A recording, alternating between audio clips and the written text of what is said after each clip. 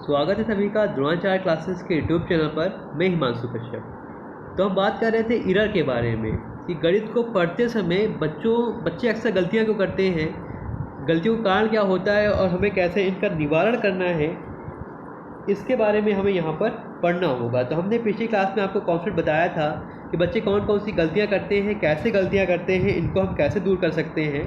तो इस क्लास में आपको हम प्रैक्टिस के माध्यम से बताना चाहेंगे कि हम कैसे इन गलतियों को दूर कर सकते हैं और कैसे इस चैप्टर को हम समझ सकते हैं। तो मुश्किल से यहाँ पर 15 क्वेश्चन होंगे जो काफ़ी महत्वपूर्ण होंगे। उनके माध्यम से हम त्रुटि विश्लेषण और अधिगम एवं अध्यापन के प्रासंगिक पहलू को समझने का प्रयास करते हैं। इससे पहले अगर आप नए जुड़े हुए हैं तो चैनल को सब्सक्राइब कीजिए, बेल आइकन को प्रेस कीजिए और पूरी क्लास लीजिए। अगर आपको क्लास अच्छी लगती है तो एक बार लाइक ज़रूर कीजिए और कमेंट करके अपनी प्रतिक्रिया को जरूर बताइए। तो बढ़ते हैं क्वेश्चन नंबर 1 की ओर। क्वेश्चन नंबर 1 कह रहा है, एक छात्र 4 भुजाओं वाली आकृतियों में से गुणों के आधार पर आयतों की पहचान कर रहा है। भाई आयत की बात हो रही है, उसके गुणों के आधार पर पहचान कर रहा है। यह एक आयत है क्योंकि इसके आमने सामने की भुजाएं बराबर होती हैं और एक तरफ की भुजाएं दूसरी तरफ की भुजाओं के लंबी होती है और आमने सामने की भुजाएं जो होती हैं समांतर होती हैं। और वैन हीले के ज्यामितीय चिंतन स्तर के अनुसार यह छात्र किस स्तर पर है। तो पहला विकल्प दिया गया स्तर 2 अनौपचारिक अनुमान, दूसरा दिया है स्तर 3 औपचारिक अनुमान और तीसरा दिया है स्तर 0 मानसिक चित्रण और चौथा दिया है स्तर 1 और विश्लेषण। तो भाई ध्यान दीजिएगा, प्रश्न में बोला गया है कि जो बच्चा है आकृतियों के गुणों के आधार पर क्या कर रहा है, चीज़ों की तुलना कर रहा है। जहाँ पर गुण की बात होती है वो बात होती विश्लेषण की, है ना जी। तो यहाँ पर जो हमारा चौथा विकल्प होगा वो सही होगा, क्योंकि गुणों में हम क्या करते हैं, चीज़ों का विश्लेषण करते हैं। इसको बोलते हैं शाब्दिक कौशल। इसको क्या बोलते हैं भाई, इसको बोलते हैं शाब्दिक कौशल। तो शाब्दिक कौशल के द्वारा बच्चा जो होता है आकृतियों के गुणों के बारे में जानने का प्रयास करता है और जानता है। तो बच्चा जो होगा ये स्तर 1 पर है जहाँ पर विश्लेषण होगा। और बाकी वैन हीले के सिद्धांत के बारे में हमने आपको ज्यामिति की क्लास दी हुई है, वहाँ पर आप जाके सिद्धांत को बेहतर तरीके से पढ़ सकते हैं। आगे बात करते हैं क्वेश्चन नंबर 2 की। तो क्वेश्चन नंबर 2 कह रहा है, प्राथमिक स्तर पर ट्रेंड ग्राफ, डॉट गेम और पैटर्न आदि का प्रयोग विद्यार्थियों की सहायता करते हैं। किसमें करते हैं भाई, पहला स्थानीय समझ की योग्यता बढ़ाने में, दूसरा है संख्याओं की तुलना की समझ को बढ़ाने में और तीसरा है गणना के कौशल को सशक्त करने में और चौथा है आधारभूत संक्रियाओं को समझने में। तो भाई ध्यान दीजिएगा, ये टीलम की बात हो रही है, जो टेनग्राम होगा और डॉट गेम है, पैटर्न है, इनका प्रयोग हम करते हैं स्थानीय समझ की योग्यता को बढ़ाने में। तो यहाँ पर हमारा दूसरे का पहला विकल्प सही होगा। वैसे टीएलएम की जो क्लास होगी आपकी, एक हम एक्स्ट्रा क्लास देंगे आपको, जिसमें हम आपको अच्छी तरीके से गणित के जो शिक्षण सहायक सामग्री होती है उसके बारे में आपको अतिरिक्त बताएंगे, एक्स्ट्रा बताएंगे। तो वहाँ पर आप इसको अच्छी तरह से एक्सप्लेन करेंगे। वैसे यहाँ पर पहला विकल्प क्या होगा, सही होगा। बढ़ते हैं क्वेश्चन नंबर 3 की ओर। क्वेश्चन नंबर 3 कह रहा है, एक शिक्षिका खोजपूर्ण उपागम का प्रयोग करती है। वह गणित की अवधारणाएं बताते समय परिचर्चा में छात्रों की भागीदारी एवं उनके जोड़ तोड़ का भी उपयोग करती है। वह इस रणनीति का प्रयोग करती है। पहला है विद्यार्थियों में जोड़ तोड़ कौशलों का विकास करने के लिए, दूसरा है चिंतन और तर्क की एक विशिष्ट विधि का निर्माण करने के लिए, तीसरा है गणित शिक्षण के संकीर्ण उद्देश्य प्राप्त करने के लिए और चौथा है गणित शिक्षण के उच्च उद्देश्यों को प्राप्त करने के लिए। तो बात हो रही है यहाँ पर एक उपागम की, जहाँ बात हो रही खोज करने की। तो बच्चा क्या है, चीज़ों को खोज कर सीख रहा है ना जी। तो शिक्षिका क्या कर रही है, खोजपूर्ण उपागम का प्रयोग कर रही है ना जी। ध्यान दीजिएगा, यहाँ पर हमारा जो तीसरे का जो दूसरा विकल्प होगा ये बेहतर होगा। यहाँ पर दूसरा विकल्प सही होगा कि जो बच्चा है चिंतन और तर्क की एक विशिष्ट विधि के द्वारा निर्माण करने के लिए इसका प्रयोग कर रहा है। तो यहाँ पर हमारा दूसरा विकल्प सही होगा, पहला नहीं होगा, क्योंकि यहाँ पर जोड़ तोड़ के कौशलों का विकास नहीं किया जा रहा है और बाकी हम संकीर्ण हो चाहे उच्च हो दोनों उद्देश्यों की हम पूर्ति नहीं कर रहे, इसीलिए हमारा तीसरा चौथा भी गलत हो जाएगा। यहाँ पर हमारा तीसरे का दूसरा विकल्प सही होगा। बढ़ते हैं क्वेश्चन नंबर 4 की ओर। तो क्वेश्चन नंबर 4 क्या कह रहा है, अनिल सभी प्रश्नों के उत्तर मौखिक रूप से देने में सक्षम है लेकिन उत्तर लिखते समय त्रुटियां करता है। मतलब वो मौखिक रूप से चीज़ों को बता पा रहा है लेकिन लिखते समय गलतियां कर रहा है। उसकी इन त्रुटियों को दूर करने के लिए सबसे अच्छा सुधारात्मक रणनीति क्या होगी। क्वेश्चन काफ़ी इंपॉर्टेंट है, पुराना भी है, पढ़ा हुआ होगा, आप लोगों ने पढ़ाया था हमने भी। तो पहला विकल्प है उसे हर रोज़ 10 समस्याएं हल करने के लिए देना। दूसरा है उसे श्यामपट्ट पर समस्याओं को हल करने के लिए बुलाना। तीसरा है उसे आंशिक रूप से लिखे उत्तर को पूर्ण करने के लिए वर्कशीट देना। और चौथा होगा उसे विद्यालय के समय के बाद 1 महीने तक लगातार अभ्यास पत्र देना। बताइएगा भाई यहाँ पर आप लोगों का विकल्प क्या होगा भाई। वैसे मोस्टली लोगों का यहाँ पर आंसर सही है, बहुत बढ़िया। तो ध्यान दीजिएगा चौथे का जो विकल्प होगा आप लोगों का आंसर जो होगा यहाँ पर तीसरा होगा, क्योंकि यहाँ पर जब आंशिक रूप से हम लिखे हुए उत्तरों को देंगे पूरा करने के लिए तो वह चीज़ों को अच्छी तरीके से सीखेगा। तो हम क्या करेंगे, बच्चे को एक ऐसी वर्कशीट देंगे जहाँ पर बच्चा क्या है चीज़ों को फिल करेगा, है ना जी। आंशिक सवाल देंगे जो थोड़े बहुत हल किए गए हैं, थोड़े अपूर्ण हैं, तो उनको पूर्ण करने का प्रयास करेगा। तो यहाँ पर तीसरा विकल्प सही होगा। 10 समस्याएं हल करने के लिए नहीं देंगे, कोई आवश्यकता नहीं है इसकी। और श्यामपट्ट पर समस्याओं को हल करने की जरूरत नहीं होगी भाई। और चौथा क्या है, उसे विद्यालय के समय के बाद 1 महीने तक लगातार अभ्यास देंगे। तो भाई लगातार अभ्यास में नहीं देना है, अगर लगातार अभ्यास देंगे तो बच्चा क्या होगा, यांत्रिक रूप से कमज़ोर हो जाएगा। तो चौथा विकल्प भी नहीं होगा। यहाँ पर हमारा जो विकल्प होगा यहाँ पर हमारा सबसे बढ़िया होगा तीसरा वाला, कि उसे आंशिक रूप से लिखे उत्तर को पूर्ण करने के लिए हम क्या देंगे, उसको वर्कशीट देंगे। बढ़ते हैं क्वेश्चन नंबर 5 की ओर।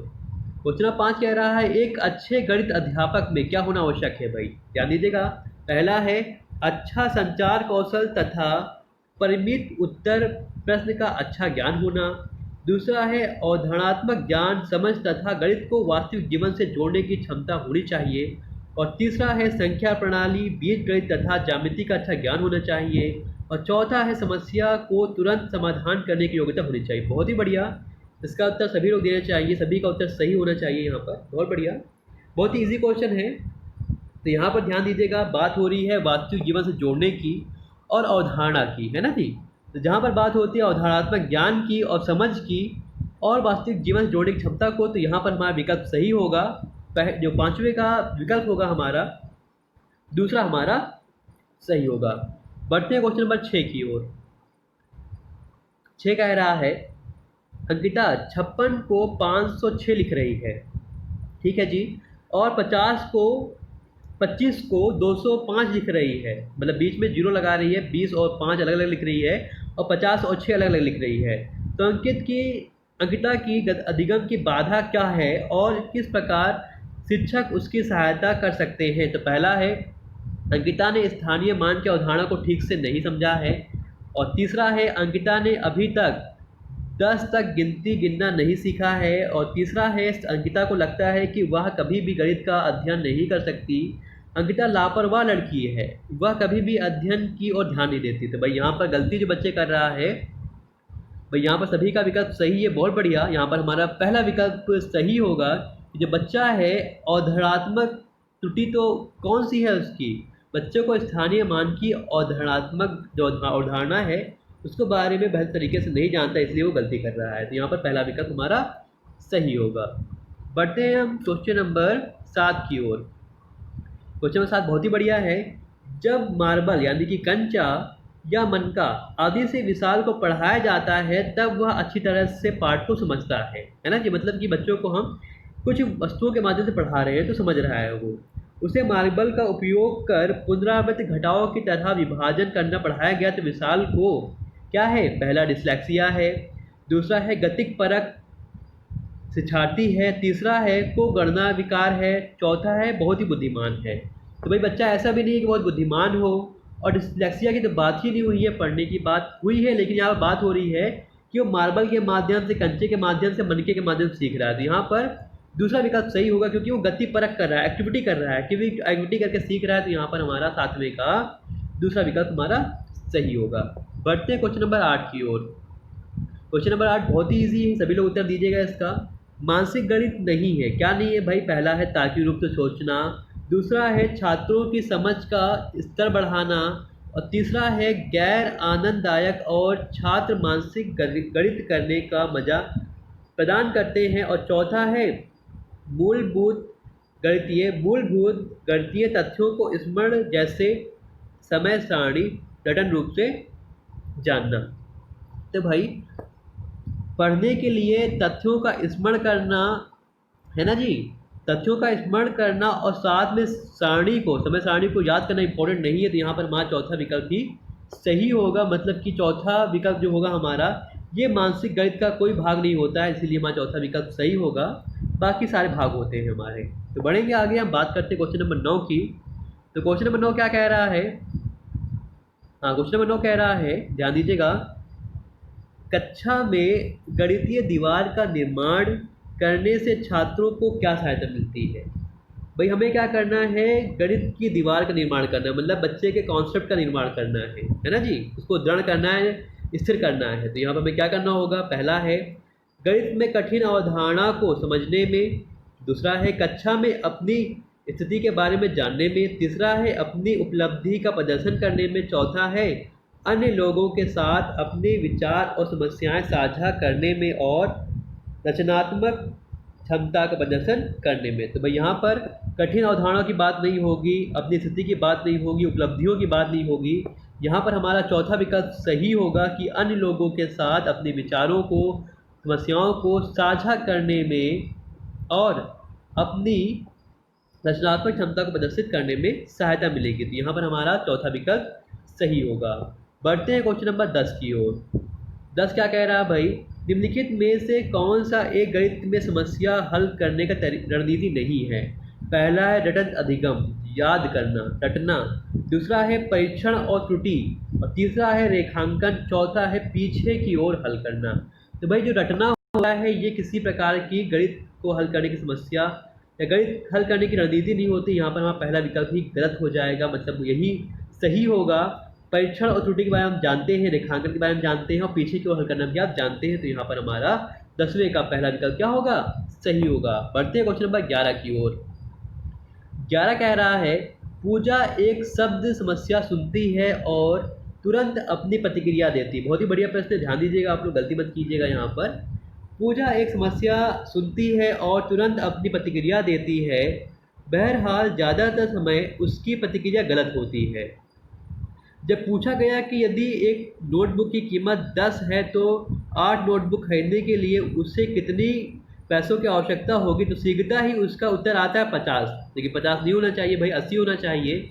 उसे यह गलती सही करवाने के लिए शिक्षक को क्या करना चाहिए भाई? पहला है शिक्षक को पूजा से ध्यान से सुनने के लिए कहना चाहिए और उत्तर देने से पहले अपनी भाषा में प्रश्न दोहराने के लिए कहना चाहिए।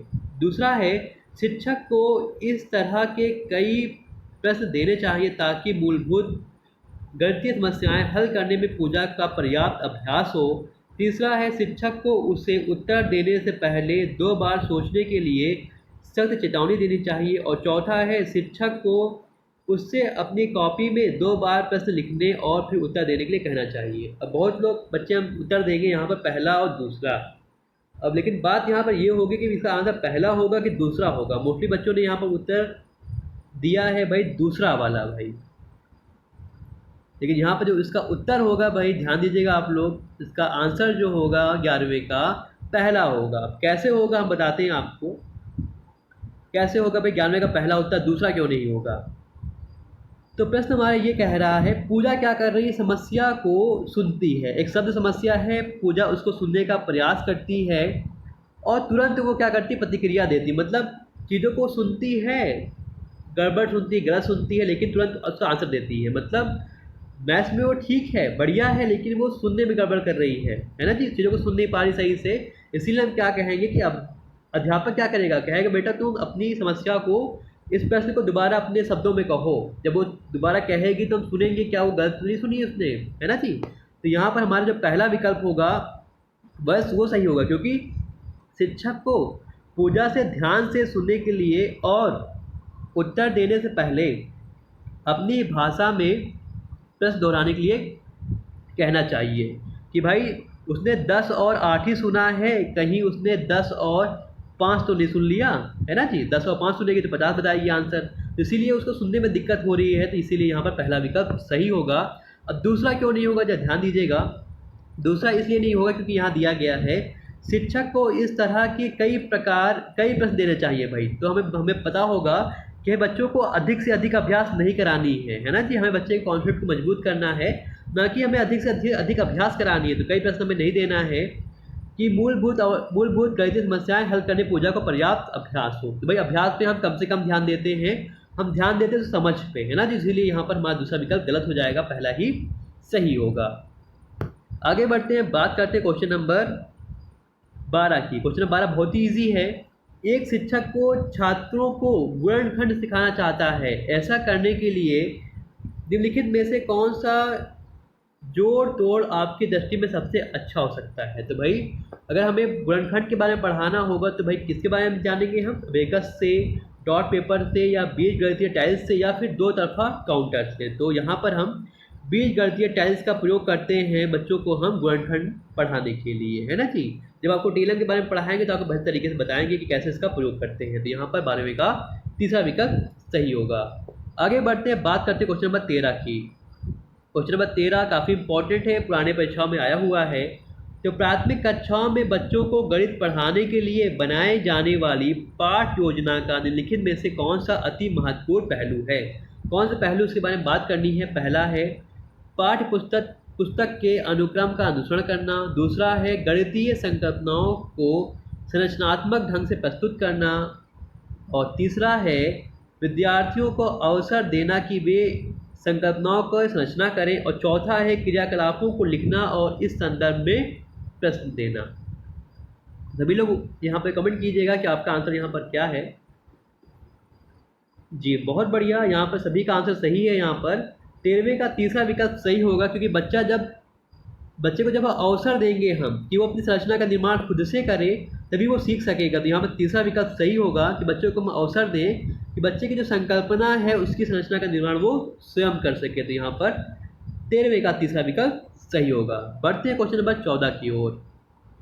तो 14 कह रहा है गणित के अधिगम के संबंध में निम्नलिखित में से कौन सा कथन सही नहीं है। ध्यान दीजिएगा, चारों विकल्प को पढ़िएगा फिर बताइएगा कौन सा सही नहीं है।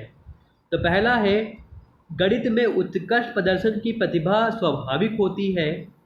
दूसरा है अध्यापक के सीखने वालों के प्रति विचारों का अधिगम परिणामों पर प्रभावशाली असर होता है। तीसरा है विद्यार्थियों की सामाजिक आर्थिक पृष्ठभूमि का गणित के निष्पादन पर असर होता है। चौथा है गणित में दिए जाने वाले निर्देशों की भाषा का असर बच्चे की गणित के प्रदर्शन पर हो सकता है। तो यहाँ पर जो इसका विकल्प होगा, सभी लोग कमेंट कीजिएगा इसका आंसर क्या होगा। बहुत बढ़िया, सभी का मोस्टली सही है। यहाँ पर जो पहला वाला आंसर होगा, पहला जो विकल्प होगा वो नहीं होगा भाई, क्योंकि गणित में उत्कृष्ट प्रदर्शन करना, बेहतर प्रदर्शन करना, सबसे बढ़िया प्रदर्शन करना ये स्वाभाविक नहीं होता है भाई।